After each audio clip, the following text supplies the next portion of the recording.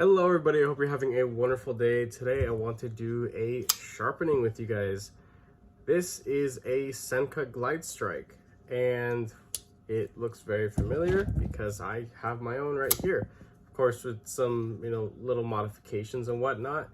This is an awesome freaking knife, right? I've definitely been an advocate for it, that's for sure. And even though I don't really care for ginormous knives, this is probably as big as it gets in my collection. But I had mentioned, getting this knife, and I think I actually showed it off to a work buddy who then later on bought his own, which is right here. So he got the black washed and OD green, and as you can see, the black wash has held up quite well. And this is his main knife that he uses. He goes through a shit ton of cardboard and plastic, just as much as I do, if not more. And I'm sure he uses this for plenty of other stuff at home.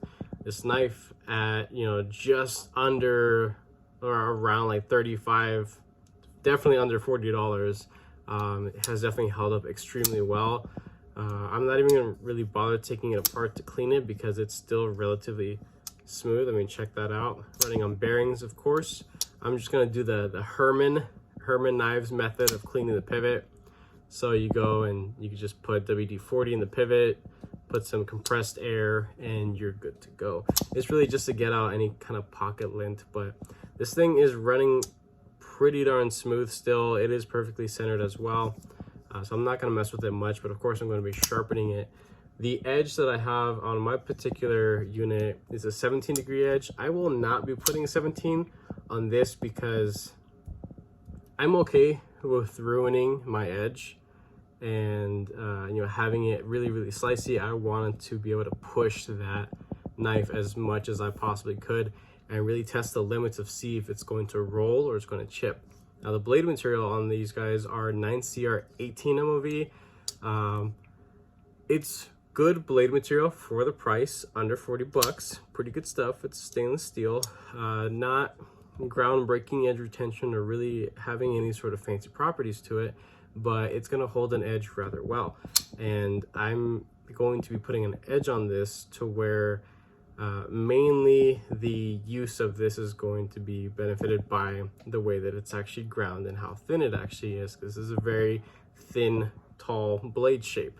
So very thin behind the edge. The tip is not something you want to pry with, that's for sure. It is very thin, you can see there. But so I'm probably gonna put maybe 19 degrees, and I know from 19 to 17 doesn't sound that crazy, but if you're one who sharpens a lot, you definitely know that there is a difference, and you feel it as well.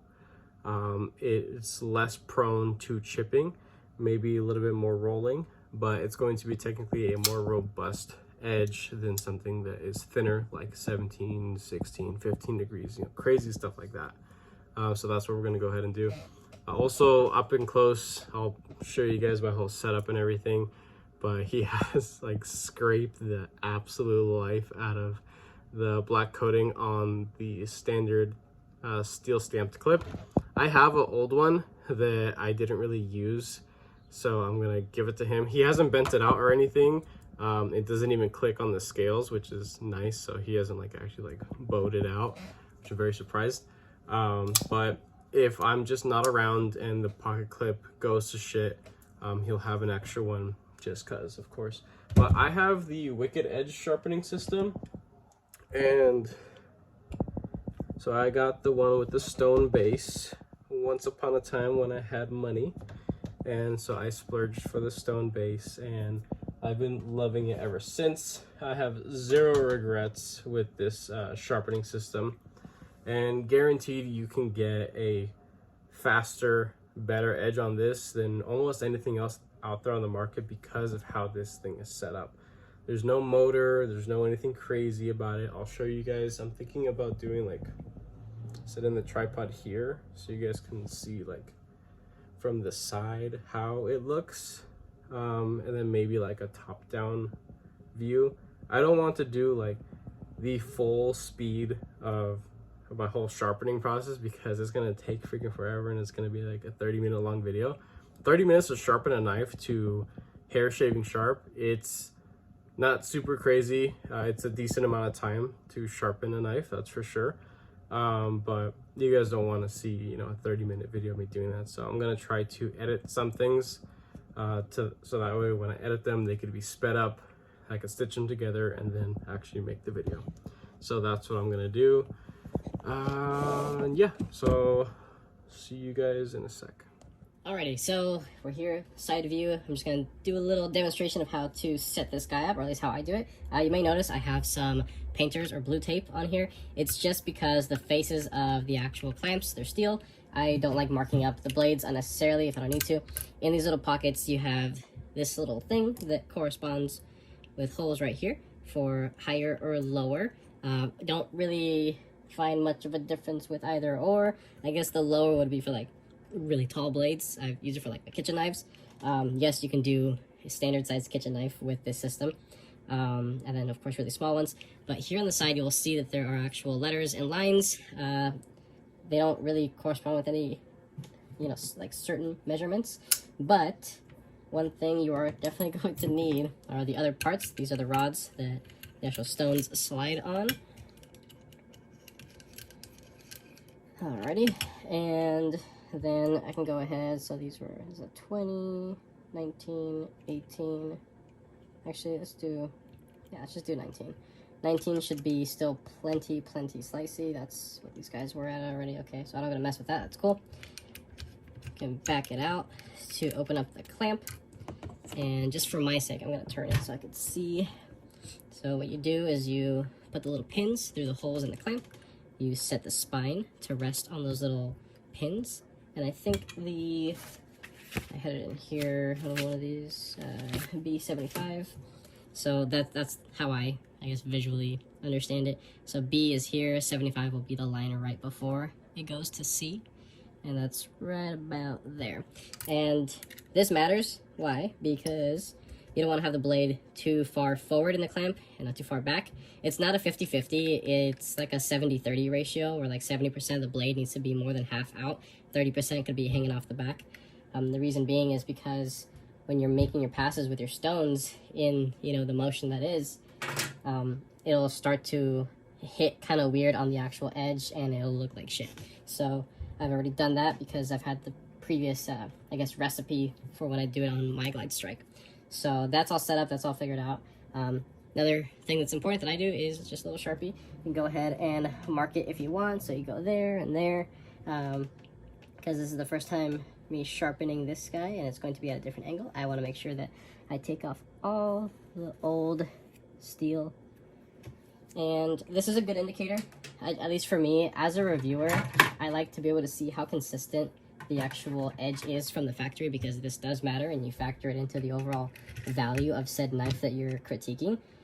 These kinds of things matter, they do. If the edge looks like shit, then it looks like shit, but if it cuts good, it cuts good. That's something that Spyderco, for example, is okay with. Some of Spyderco's edges, they are laser beam freaking edges, right? A lot of us have experienced them. But when you go to sharpen them, one side's a little wonky versus the other. It's a time-consuming thing for the manufacturer to make perfect. So more time to spend on getting the actual edge, you know, to perfection, to get it to the customer. It costs more, it costs the company more to get it perfect.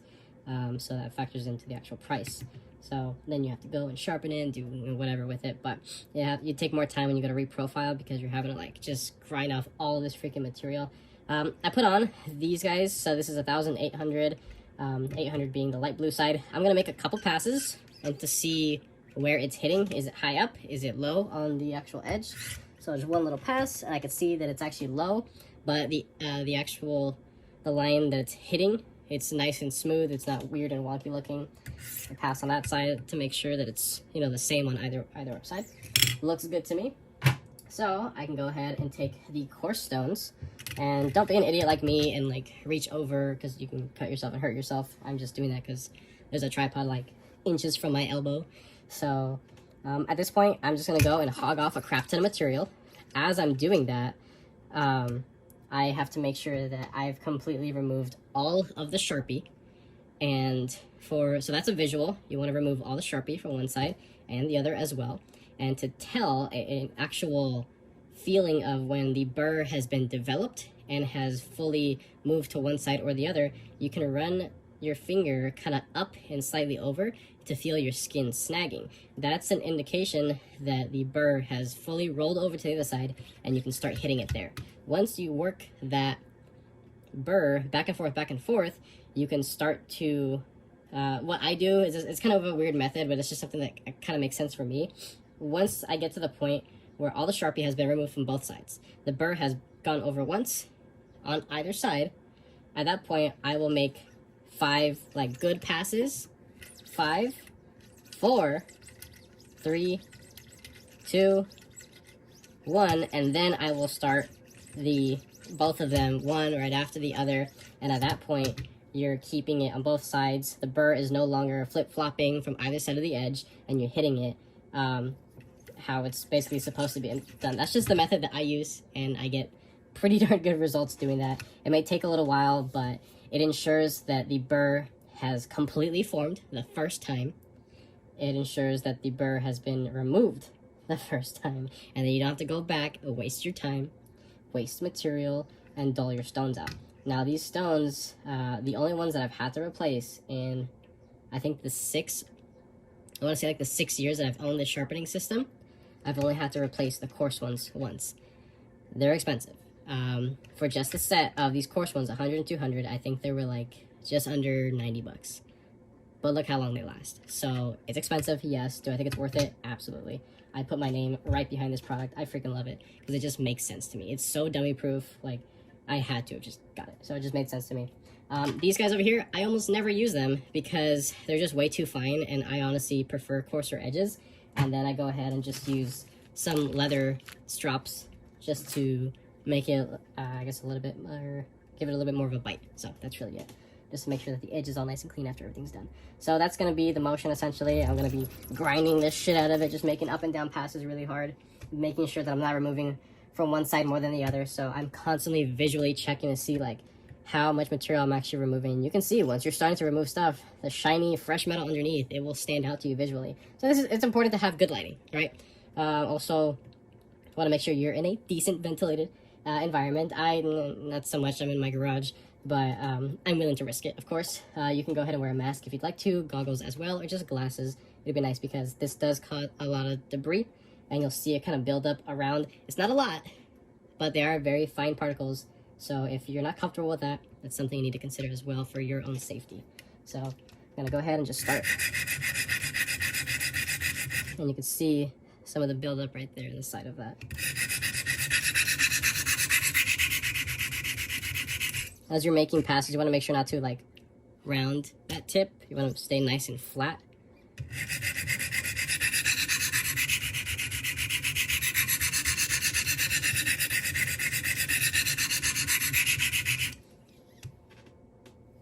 So I'm almost there. Almost all the Sharpie has been removed.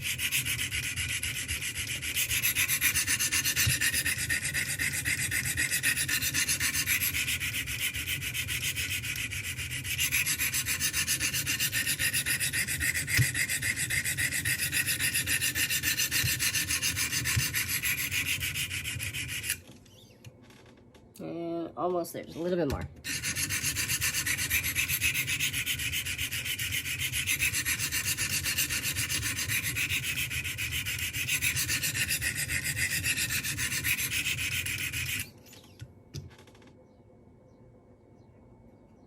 So at this point, nearly all the Sharpie is gone.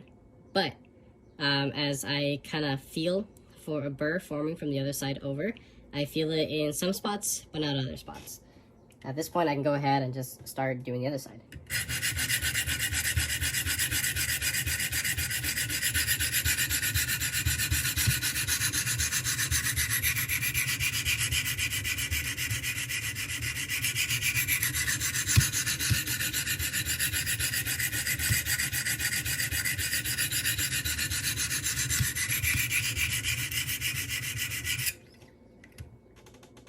Alright, so a little bit more.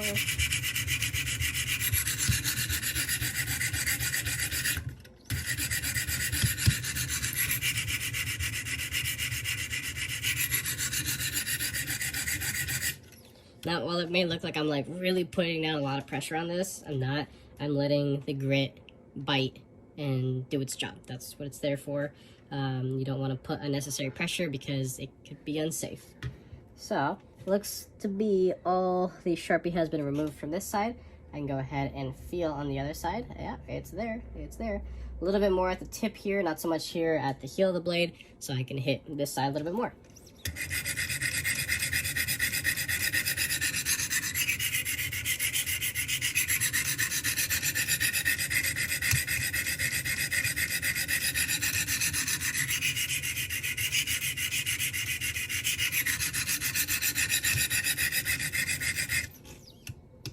One of the things that I'm not the biggest fan about this sharpening system is when you're doing that, I frequently have to twist make sure the rods are all the way screwed down, and also the little pins that hold the angle because they continuously unscrew themselves.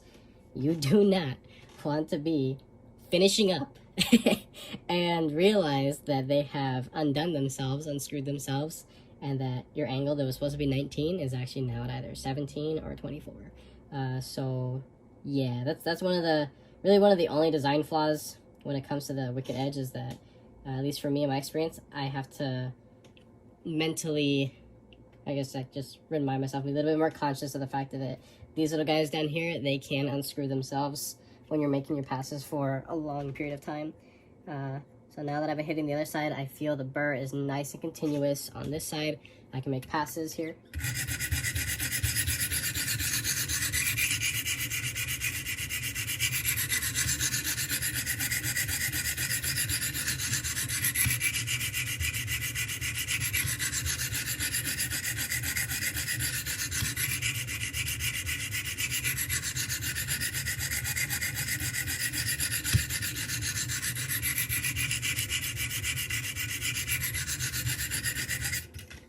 So, like I mentioned before, what I'm doing, I'm just making sure that the burr is flopping from one side all the way and over. You know, I'm just going back and forth, back and forth, back and forth until everything is nice and consistent and the burr is felt consistently all the way over. So now, all the Sharpie's gone. The burr is consistent on this side now because I had just hit it with the left side stones. So, at this point, I can start making the passes to start the actual the lines. When you see a close-up visual of the edge, you'll see that the lines are in a certain direction. The way that I sharpen, some people go from down up, from here there, or from up down. When you go like this, hitting with the stone like that, where the stone is actually flowing, you know, in this direction, the scratches are going to be facing, the teeth are going to be facing in the direction of the material that you're biting into. This is a slashy kind of knife, so they're not going to be running perfectly straight up and down. They're actually going to be at an angle. So technically, you're going to be getting more bite, and that's just how I visually, I guess that's how I make it make sense to myself, really. So I'll go ahead and do some of the hard passes.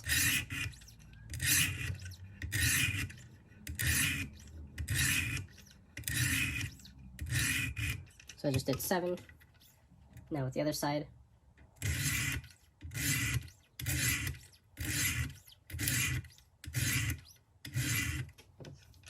Now 6.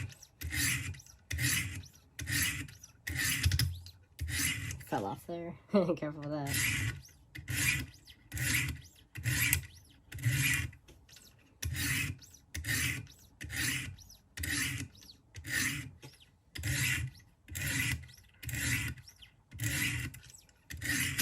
Jeez.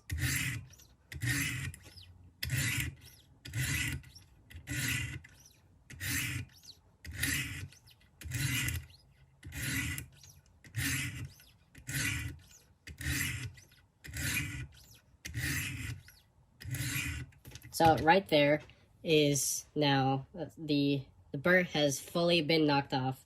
It's not going to be felt on this side nor the other side. It is perfectly in the middle where it's supposed to be. At this point, I can start making my passes. I will go from the red 100 to the orange 200. Once I feel that it is no longer necessary to make any more passes with that grit, I go ahead and move up to these guys, going from the 400 to 600. I'm probably only gonna go up to the 400 because I don't think 9C or 18OV needs to go up further than that. And I want to get a more of an aggressive toothy edge. So after I hit it with the 400 yellow, I'll break out the 1 and the 0.5 micron leather strops. These things are beat to shit. They look like gross. I know, I need to replace them, but they still work for sure. And there is a little trick when it comes to the actual with the leather one. So I'm gonna cut this part of the video here. I think this is long enough, and I will record again, and I'm just gonna speed through it so you can see my natural progression. And once I get to the stropping portion, I'll go ahead and I'll start talking again.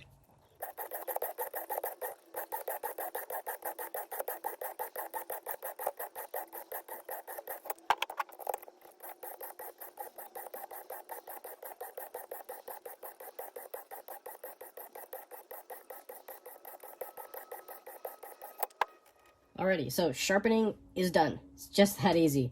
At this point, what we can do, just to not have as much excessive gunk on the actual strops, we can go ahead and just take a little cloth just to clean everything off. This is just a little Clorox wipe. It's just because I had it laying out from previously wiping something else. Be careful with this. This is a freshly sharpened edge. You will fuck yourself up. So that's nice and clean. You can let that air dry. One trick that is highly, highly recommended if you're using a wicked edge or really anything else that has to do with strops. What you're gonna wanna do is the angle that you were at, right? We're at 19. I'm gonna move it inward to 18 degrees. And the reason why I'm doing that, that 1 degree of a difference is going to compensate for the give of the actual leather straps. And I'll show you guys in a second right here. So here I have the leather straps. And again, sorry, they are beat to shit and they're really gross looking, but they do their job rather well. So you can see this is the leather, right? And it's not super squishy, but it has give to it. When you press down, there is some give to it. Versus a diamond plated stone. You're not gonna really mess that up by any means. So by bringing in the angle by 1, that's it, just 1, you're not going to technically overstrop or roll that edge microscopically. You're going to be hitting it at just enough of an angle to clean up that edge. So now that I've compensated for the give that the leather straps have naturally, I can go ahead and make sure everything's nice and snug again because I've moved up to a different set of stones. This is one thing that's important. You want to continue the angle, or I guess the direction that you were sharpening in, but you can't technically go down with a leather strap. You will cut into this and you'll ruin it. So what you actually have to do now is you start from the tip and come back onto the heel and do this back and forth. You want to stay nice and flat, because if you don't start flat, you will poke right into that and it will snag and it's just not good. So from the tip up into the heel, up, and I kid you not, just like 5-6 passes each side are gonna make a world of a difference. And now that we've compensated for the give that these leather straps have naturally, and even though I'm not putting much pressure, it still makes a big difference. So this is just stuff that I've learned through experiences with this particular sharpening system. And I can go ahead and flip it around with 0.5. And this is really just cleanup. That's all that this is. I'm not super crazy about all these different types of strops and all these different types of compounds and things like that. I don't do that. Like, I do really, really basic, rudimentary sharpening. My skills are novice at best, and I hope that all of you that actually stuck through the video have learned something, at least, whether it's just sharpening techniques in general that could be applied to whatever sharpening system you have at this moment in time. If you're considering picking up a wicked edge, you don't have to purchase it with the stone base. That's like $100-something add-on. You can get the clamp with the basic 3 stones, separately, and then you can make your own base. It could literally be out of a piece of wood. So now the edge is freaking fresh. We can pop it out of the clamp. We can give it a little wipe with the microfiber cloth just to make sure no dust or whatever is on there, right? And we have ourselves a beautiful, beautiful 19-degree coarse stropped edge. And at this point, even still at 400 grit with some stropping, hairs come right off. And while my hairs are very thin and light on my arm, yeah, they're definitely coming off, that's for sure. So let's get a little piece of paper here. Yeah, definitely could not do that before. So it's